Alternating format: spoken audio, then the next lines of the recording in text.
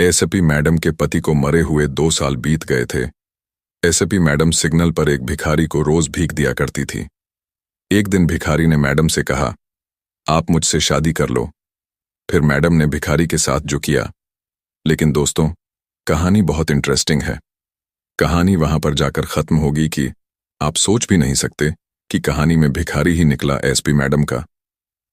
शहर के सबसे व्यस्त चौराहे पर, जहां ट्रैफिक की गूंज और हॉर्न की आवाजें हर पल गूंजती थीं, एक सिग्नल था। उस सिग्नल पर हर सुबह एक खास नजारा देखने को मिलता। एसपी राधिका शर्मा, जिन्हें सभी एसपी मैडम के नाम से जानते थे, अपनी काली स्कॉर्पियो से उतरती और सिग्नल के पास बैठे एक भिखारी को कुछ पैसे देती। यह उनकी रोज की आदत थी। भिखारी, जिसका चेहरा मैला कुचैला था और जिसके कपड़े फटे हुए थे, हर बार पैसे लेते वक्त सिर्फ सिर झुकाकर धन्यवाद देता। राधिका उसे देखकर मुस्कुराती और फिर अपनी गाड़ी में बैठकर थाने की ओर निकल जाती। राधिका एक तेज तर्रार और ईमानदार पुलिस अफसर थीं। 2 साल पहले उनके पति अजय शर्मा, जो खुद एक बिजनेसमैन थे, एक रहस्यमयी हादसे में मारे गए थे। उनकी मौत ने राधिका को तोड़ दिया था, लेकिन उन्होंने अपने दर्द को अपने काम में डुबो दिया। फिर भी हर सुबह उस भिखारी को पैसे देना उनके लिए एक अजीब सी राहत का काम करता था। शायद उस भिखारी की उदास आंखों में उन्हें कुछ ऐसा दिखता था जो उन्हें अपने अतीत से जोड़ता था। एक दिन बारिश की हल्की फुहारों के बीच राधिका ने हमेशा की तरह भिखारी को पैसे दिए। लेकिन उस दिन भिखारी ने कुछ ऐसा कहा जिसने राधिका को चौंका दिया। उसने धीमी, कर्कश आवाज में कहा, मैडम, आप मुझसे शादी कर लो। राधिका एक पल के लिए ठिठक गईं।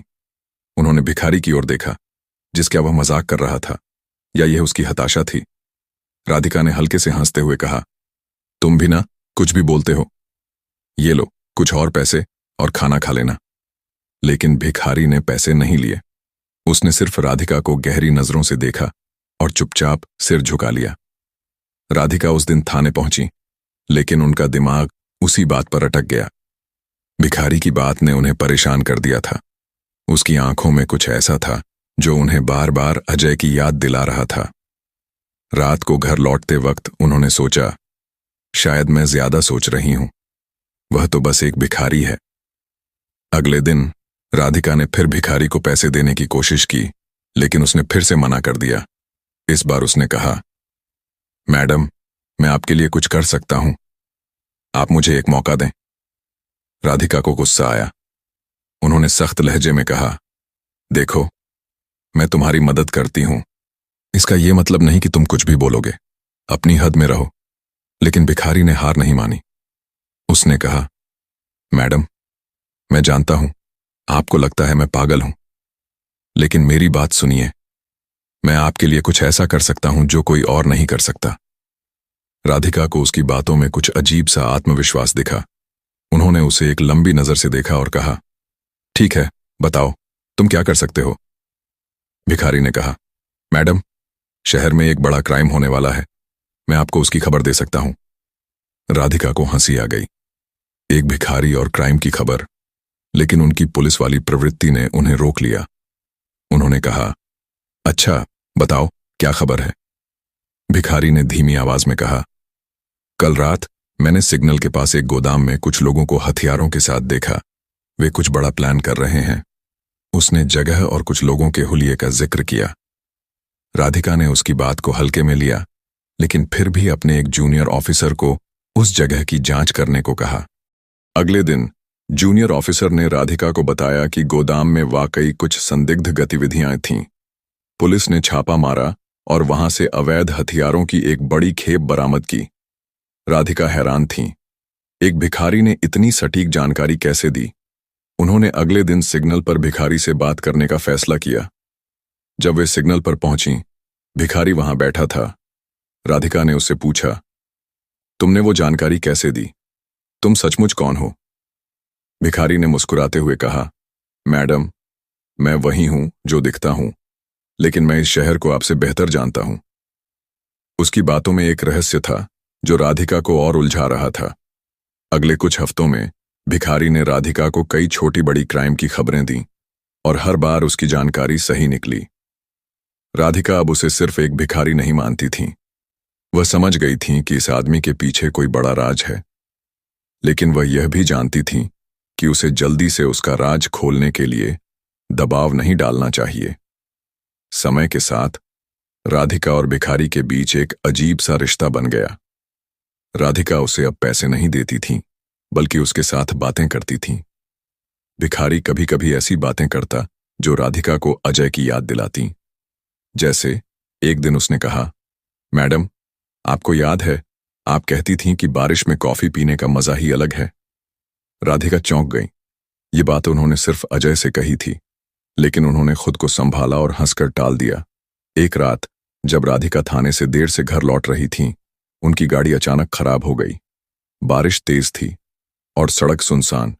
तभी भिखारी वहां प्रकट हुआ, जैसे वह पहले से जानता हो कि राधिका को मदद चाहिए। उसने गाड़ी ठीक करने में उनकी मदद की और कहा, मैडम, आप अकेले इतनी रात को नहीं निकला करें। उसकी आवाज में एक अजीब सी चिंता थी। राधिका ने उस रात भिखारी को अपने घर चलने को कहा। पहले तो उसने मना किया, लेकिन राधिका के जिद करने पर वह मान गया। घर पहुंचकर राधिका ने उसे खाना दिया। खाना खाते वक्त भिखारी ने कहा, मैडम, ये खाना, ये स्वाद मुझे बहुत पुरानी यादें दिलाता है। राधिका का दिल तेजी से धड़कने लगा, लेकिन उन्होंने उससे कुछ नहीं पूछा। अगले दिन राधिका ने अपने एक पुराने दोस्त और फॉरेंसिक एक्सपर्ट विक्रम को बुलाया। उन्होंने विक्रम को भिखारी की तस्वीर दिखाई, जो उन्होंने चुपके से खींची थी। विक्रम ने तस्वीर को गौर से देखा और कहा, राधिका, इस आदमी का चेहरा मुझे जाना पहचाना लगता है, लेकिन मैं पक्का नहीं कह सकता। मुझे कुछ टेस्ट करने होंगे। राधिका ने विक्रम को भिखारी के कुछ नमूने लाने को कहा, जैसे उसके कपड़े या कोई चीज जिससे डीएनए टेस्ट हो सके। लेकिन राधिका का मन उलझन में था। वह नहीं चाहती थी कि भिखारी को लगे कि वे उस पर शक कर रही हैं। फिर भी उन्होंने एक योजना बनाई। एक दिन राधिका ने भिखारी को अपने घर बुलाया और कहा, मैं तुम्हें एक नई शुरुआत देना चाहती हूं। तुम यहां मेरे साथ रह सकते हो। भिखारी ने पहले तो मना किया, लेकिन फिर मान गया। राधिका ने सोचा कि अगर वह भिखारी को करीब रखेंगी तो शायद उसका राज खुल सके। राधिका के घर में भिखारी का आना अब कोई अजीब बात नहीं थी। उसका नाम, जैसा उसने बताया था, रामू। राधिका ने उसे अपने घर के पिछले हिस्से में एक छोटा सा कमरा दे दिया था, जहां वह रह सकता था। रामू ने पहले तो बहुत मना किया, लेकिन राधिका की जिद के आगे उसे झुकना पड़ा। राधिका का मकसद सिर्फ रामू की मदद करना नहीं था। वह यह भी समझना चाहती थी कि यह आदमी जो सड़कों पर भटकता था, इतनी सटीक जानकारी कैसे देता है। उसकी बातों में, उसके हाव भाव में कुछ ऐसा था जो राधिका को बार बार अजय की याद दिलाता था, लेकिन वह इस ख्याल को बार बार झटक देती।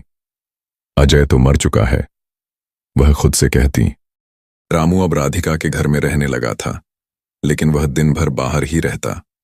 वह सिग्नल पर जाता, अपने पुराने ढंग से लोगों से भीख मांगता और शाम को चुपचाप लौट आता। राधिका ने उससे कई बार पूछा, रामू, तुम अब भी सिग्नल पर क्यों जाते हो? मैं तुम्हें जो चाहिए दे सकती हूं। लेकिन रामू हर बार मुस्कुराकर कहता, मैडम, सिग्नल मेरी दुनिया है। वहां मुझे सब कुछ दिखता है, सब कुछ सुनाई देता है। एक दिन राधिका को थाने से एक अर्जेंट कॉल आया। शहर के एक बड़े बिजनेसमैन विक्रम मेहरा के गोदाम में आग लग गई थी। यह वही गोदाम था जहां कुछ हफ्ते पहले रामू की टिप पर पुलिस ने छापा मारा था। राधिका तुरंत मौके पर पहुंची। आग इतनी भयानक थी कि गोदाम का आधा हिस्सा जलकर राख हो चुका था, लेकिन वहां कुछ ऐसा मिला जिसने राधिका को चौंका दिया। आग में बचे कुछ कागजातों में एक पुरानी तस्वीर थी, एक आदमी की जो राधिका के पति अजय से हूबहू मिलता जुलता था। तस्वीर के पीछे लिखा था, अजय 2018 मेहरा इंडस्ट्रीज। राधिका का दिल जोर जोर से धड़कने लगा। उन्होंने तस्वीर को अपने बैग में रख लिया और थाने लौट आईं। उस रात वह सो नहीं पाईं। क्या यह वाकई अजय था? लेकिन यह कैसे मुमकिन था? अजय की मौत तो एक कार हादसे में हुई थी। पुलिस ने उसकी लाश की पहचान की थी। फिर यह तस्वीर यहां कैसे? और विक्रम मेहरा का इससे क्या कनेक्शन था? अगले दिन राधिका ने रामू से इस बारे में बात करने का फैसला किया, लेकिन वह सिग्नल पर नहीं था। राधिका ने उसे ढूंढने की कोशिश की, लेकिन वह जैसे हवा में गायब हो गया था। राधिका को चिंता होने लगी। क्या रामू को कुछ हो गया था, या उसने कुछ ऐसा देख लिया था जिसके चलते उसे छिपना पड़ा। शाम को जब राधिका घर लौटी तो रामू उनके घर के बाहर बैठा था। उसका चेहरा उदास था और उसके कपड़े और गंदे हो चुके थे। राधिका ने गुस्से में पूछा, रामू, तुम कहाँ थे? मैं तुम्हें ढूंढ रही थी, रामू ने धीमी आवाज में कहा। मैडम, मुझे कुछ काम था, आप चिंता न करें। राधिका ने उससे तस्वीर के बारे में पूछने का मन बनाया, लेकिन फिर रुक गईं। उन्हें लगा कि रामू अभी कुछ छिपा रहा है। उन्होंने उससे सिर्फ इतना पूछा, रामू, तुम विक्रम मेहरा को जानते हो? रामू ने एक पल के लिए राधिका की आंखों में देखा, फिर नजरें झुका लीं। मैडम, इस शहर में कौन किसे नहीं जानता? वह बड़ा आदमी है। उसकी बात में कुछ ऐसा था जो राधिका को और शक में डाल गया। अगले कुछ दिनों में राधिका ने विक्रम मेहरा के गोदाम की आग की जांच शुरू की। उन्हें पता चला कि यह आग कोई हादसा नहीं थी, किसी ने जानबूझकर लगाई थी, और जो सबूत मिले वे सारे एक रहस्यमयी शख्स की ओर इशारा कर रहे थे, जो रात में गोदाम physics.com के मुताबिक उसमें एक सवाल पूछा गया था। राधिका ने अपने एक जासूस इंस्पेक्टर वर्मा को रामू पर नजर रखने को कहा। वर्मा ने बताया कि रामू हर रात सिग्नल के पास एक पुराने खंडहर में जाता है, जहां वह कुछ लोगों से मिलता है। राधिका ने खुद उस खंडहर का दौरा किया। वहां उसे कुछ पुराने कागजात मिले, जिनमें मेहरा इंडस्ट्रीज के कुछ गैरकानूनी सौदों का जिक्र था। लेकिन सबसे चौंकाने वाली चीज थी एक पुराना लेटर, जिसमें अजय का नाम था। लेटर में लिखा था, अजय, तुम्हें सच छिपाना होगा, मेहरा तुम्हें कभी माफ नहीं करेगा। राधिका का दिमाग सुन्न हो गया। क्या अजय वाकई जिंदा था, या यह कोई और खेल था? उन्होंने फैसला किया कि वह विक्रम मेहरा से आमने सामने बात करेंगी, लेकिन उससे पहले उन्हें रामू से सच उगलवाना था। एक रात राधिका ने रामू को अपने घर बुलाया। उन्होंने उसे तस्वीर दिखाई और सख्त लहजे में पूछा, यह कौन है रामू, और तुम सचमुच कौन हो? रामू ने तस्वीर को गौर से देखा और उसकी आंखों में एक अजीब सी चमक आई। उसने कहा, मैडम, कुछ सवालों के जवाब वक्त ही देता है, लेकिन मैं आपसे वादा करता हूं, मैं आपका बुरा नहीं चाहता। राधिका को गुस्सा आ गया। उन्होंने कहा, रामू, मैं एक पुलिस अफसर हूं, अगर तुम सच नहीं बताओगे तो मैं तुम्हें गिरफ्तार कर लूंगी। लेकिन रामू ने सिर्फ मुस्कुराया और कहा, मैडम, अगर आप मुझे गिरफ्तार करेंगी तो आप उस सच तक कभी नहीं पहुंच पाएंगी जो आप ढूंढ रही हैं। उस रात रामू ने राधिका को एक और टिप दी। विक्रम मेहरा के ऑफिस में एक गुप्त तहखाना है, जहां वह अपने सारे गैर कानूनी सबूत रखता है। राधिका ने तुरंत अपनी टीम को तैयार किया और छापा मारा। तहखाने में उन्हें ढेर सारे सबूत मिले, हथियारों की तस्करी, मनी लॉन्ड्रिंग और कुछ ऐसे कागजात जिनमें अजय का नाम बार बार आ रहा था। छापे के बाद विक्रम मेहरा को गिरफ्तार कर लिया गया, लेकिन राधिका का मन अभी भी उलझन में था। रामू अब और भी रहस्यमयी हो गया था। वह कभी कभी रात को गायब हो जाता और सुबह वापस आता, जैसे कुछ हुआ ही ना हो। राधिका ने अपने फॉरेंसिक दोस्त विक्रम को रामू के डीएनए टेस्ट के लिए कुछ सैंपल दिए, लेकिन नतीजे आने में अभी वक्त था। एक दिन राधिका को एक अनजान नंबर से कॉल आई। दूसरी तरफ से एक भारी आवाज आई, एसपी मैडम, आप बहुत होशियार हैं, लेकिन सच के करीब जाने की कीमत चुकानी पड़ती है। रामू को छोड़ दो, वरना। कॉल कट गई। राधिका को समझ आ गया कि रामू कोई साधारण भिखारी नहीं है, लेकिन वह यह भी जानती थी कि अब पीछे हटना मुमकिन नहीं है। राधिका का मन अब पूरी तरह से रामू के रहस्य में उलझ चुका था। हर रात वह सोच में डूब जाती, रामू कौन है? उसकी बातों में, उसके हाव भाव में ऐसा क्या है जो उन्हें बार बार अजय की याद दिलाता है? लेकिन वह यह भी जानती थी कि रामू का सच इतनी आसानी से सामने नहीं आएगा। दूसरी ओर रामू, जो अब राधिका के घर में रहता था, और भी रहस्यमयी हो गया था। वह दिन में सिग्नल पर जाता, अपने पुराने भिखारी के भेष में लोगों से बात करता और रात को चुपचाप लौट आता। लेकिन अब उसकी आंखों में एक अजीब सी शांति थी, जैसे उसे कोई बड़ा जवाब मिल गया हो। रामू, जो असल में राधिका का पति अजय था, 2 साल पहले उस हादसे में मरा नहीं था। हादसा एक साजिश थी जिसे किसी ने बहुत चालाकी से अंजाम दिया था। अजय को उस रात एक गुप्त मीटिंग के लिए बुलाया गया था, जहां उसे धोखे से नशीला पदार्थ दिया गया और उसकी कार को एक ट्रक से टकराने की साजिश रची गई। लेकिन अजय की किस्मत ने उसका साथ दिया। वह हादसे में बुरी तरह घायल हुआ, लेकिन मरा नहीं। एक स्थानीय मछुआरे ने उसे नदी किनारे बेहोश पाया और उसकी जान बचाई। जब अजय होश में आया तो उसे कुछ भी याद नहीं था, न उसका नाम, न उसका परिवार। लेकिन धीरे धीरे उसकी यादें लौटीं। उसे याद आया कि वह एक बिजनेसमैन था, उसकी पत्नी राधिका थी और उसकी जिंदगी में कुछ लोग थे जो उसे खत्म करना चाहते थे। सबसे बड़ा सवाल जो उसे सताने लगा वह था, किसने उसे मारने की साजिश रची, और क्या उसकी प्यारी पत्नी राधिका भी इस साजिश में शामिल थी? यह शक उसके दिल में एक जहर की तरह फैल गया। अजय ने फैसला किया कि वह सच का पता लगाएगा, लेकिन इसके लिए उसे अपने पुराने जीवन से पूरी तरह गायब होना होगा। उसने अपने चेहरे को बदलने के लिए छोटी मोटी सर्जरी करवाई, अपने बाल और दाढ़ी बढ़ा ली और एक भिखारी का भेष धारण कर लिया। सिग्नल पर भिखारी बनकर बैठना उसका मास्टर प्लान था।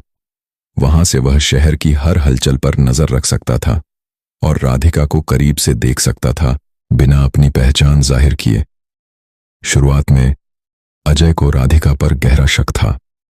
उसने सुना था कि उसकी मौत के बाद राधिका ने अपनी जिंदगी में कोई खास बदलाव नहीं किया। वह उसी तरह काम करती थी, उसी तरह जीती थी। अजय को लगता था कि शायद राधिका ने उसकी मौत की साजिश में हिस्सा लिया हो, या कम से कम उसे सच पता हो। लेकिन जैसे जैसे वह राधिका के करीब आया, उसे सच का एहसास होने लगा। राधिका की हरकतें, उसकी उदास आंखें और सिग्नल पर उसे पैसे देते वक्त की वो छोटी सी मुस्कान, ये सब अजय के शक को धीरे धीरे खत्म कर रहे थे। जब राधिका ने उसे अपने घर में जगह दी, उसे खाना खिलाया और उससे दोस्त की तरह बात की, तो अजय का दिल पिघल गया। उसे यकीन हो गया कि राधिका ने उसे नहीं मरवाया था। उसकी बीवी अब भी उसे उतना ही प्यार करती थी जितना पहले करती थी। लेकिन अब भी एक सवाल बाकी था, अगर राधिका बेकसूर थी तो उसकी हत्या की साजिश किसने रची थी? राधिका अब रामू पर पूरी तरह भरोसा करने लगी थी। उसकी दी हुई हर टिप सही निकलती थी और उसकी वजह से शहर में कई बड़े क्राइम रुक चुके थे। लेकिन रामू की गायब होने की आदत राधिका को परेशान करती थी। एक रात जब रामू फिर से देर से घर लौटा, राधिका ने उससे सख्ती से पूछा, रामू, तुम रात को कहाँ जाते हो? मुझे सच बताओ, वरना मैं तुम्हें पुलिस कस्टडी में ले लूंगी। रामू ने एक गहरी सांस ली और कहा, मैडम, मैं आपको सच बताना चाहता हूं, लेकिन अभी वक्त नहीं है। बस इतना जान लीजिए कि मैं आपके लिए कुछ ऐसा कर रहा हूं जो इस शहर को बचा सकता है। उसकी बातों में एक अजीब सी गंभीरता थी, जिसने राधिका को चुप कर दिया। उसी रात राधिका को फिर से एक अनजान नंबर से कॉल आई। इस बार आवाज और भी सख्त थी। एसपी मैडम, तुम बहुत दूर तक चली गई हो। रामू को अपने घर से निकाल दो, वरना तुम्हारी जिंदगी खतरे में होगी। राधिका ने गुस्से में जवाब दिया, जो भी हो तुम, मुझसे बात करने की हिम्मत करो, मैं डरने वाली नहीं हूं। लेकिन कॉल फिर से कट गई। राधिका ने तुरंत अपनी टीम को अलर्ट किया और उस नंबर को ट्रेस करने का आदेश दिया। ट्रेसिंग से पता चला कि कॉल एक पुराने गोदाम से आई थी जो विक्रम मेहरा की कंपनी के नाम पर रजिस्टर्ड था। राधिका को अब यकीन हो गया कि मेहरा की गिरफ्तारी के बावजूद उसका नेटवर्क अभी भी सक्रिय था और रामू इस साजिश का एक अहम हिस्सा था। अजय, जो अब रामू के भेष में था, जानता था कि उसका असली दुश्मन अभी भी आजाद है। उसने सिग्नल पर भिखारी बनकर जो जानकारी इकट्ठा की थी, उससे उसे पता चला था कि विक्रम मेहरा सिर्फ एक मोहरा था। असली मास्टरमाइंड कोई और था, कोई ऐसा जो अजय के बिजनेस और उसकी जिंदगी को बर्बाद करना चाहता था। और अब वह शख्स राधिका को निशाना बना रहा था। अजय ने फैसला किया कि वह राधिका को सच नहीं बताएगा, क्योंकि इससे उसकी जान को और खतरा हो सकता था। लेकिन वह यह भी जानता था कि उसे जल्दी से कुछ करना होगा। उसने राधिका को एक और टिप दी। शहर के बाहरी इलाके में एक पुराना कारखाना था, जहां मेहरा के कुछ गुंडे एक बड़ा हथियार सौदा करने वाले थे। राधिका ने तुरंत अपनी टीम को तैयार किया और कारखाने पर छापा मारा। छापे में कई गुंडों को पकड़ा गया, और एक बार फिर रामू की टिप सही निकली। लेकिन इस बार कुछ अलग हुआ। एक गुंडे ने पुलिस को बताया कि उसका बॉस, जो इस सौदे को चला रहा था, कोई बड़ा आदमी था जो कभी सामने नहीं आता।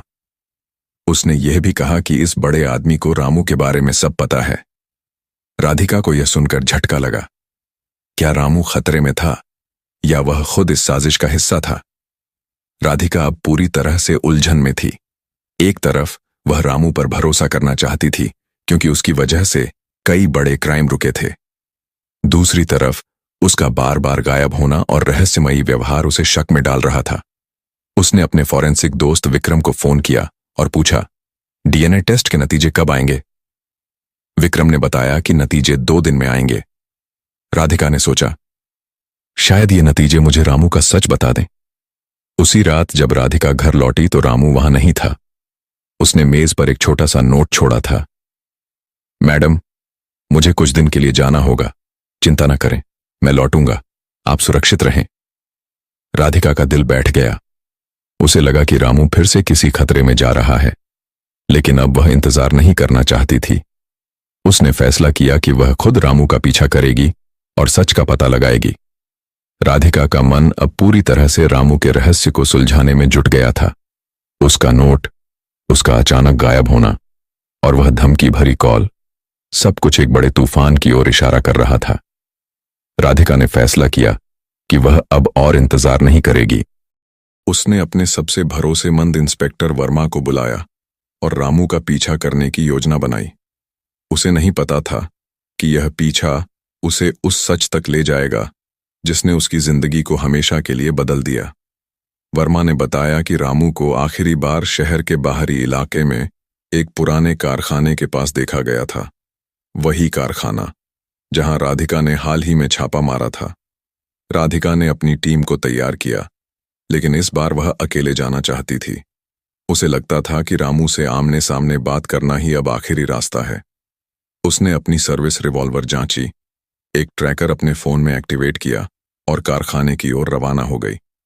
रात का अंधेरा और सन्नाटा कारखाने को और भी डरावना बना रहा था। राधिका ने चुपके से कारखाने के पिछले दरवाजे से अंदर प्रवेश किया। वहां का दृश्य उसे चौंका गया। रामू एक पुराने टेबल के पास खड़ा था और उसके सामने एक आदमी था जिसे राधिका तुरंत पहचान गई। विक्रम मेहरा का भाई रोहन मेहरा। रोहन को पुलिस ने कभी गंभीरता से नहीं लिया था क्योंकि वह हमेशा अपने भाई के साए में रहता था, लेकिन अब वह रामू से गुस्से में बात कर रहा था। राधिका ने छिपकर उनकी बातें सुनी। रोहन चिल्ला रहा था, तुमने मेरे भाई को जेल भिजवाया और अब मेरे सारे प्लान बर्बाद कर रहे हो। तुम कौन हो और तुम्हें इतना सब कैसे पता? रामू ने शांत स्वर में जवाब दिया, रोहन, तुमने मुझे मारने की कोशिश की थी, लेकिन तुम भूल गए कि मैं अजय शर्मा हूं। मैं जिंदा हूं और अब तुम्हारा खेल खत्म करने आया हूं।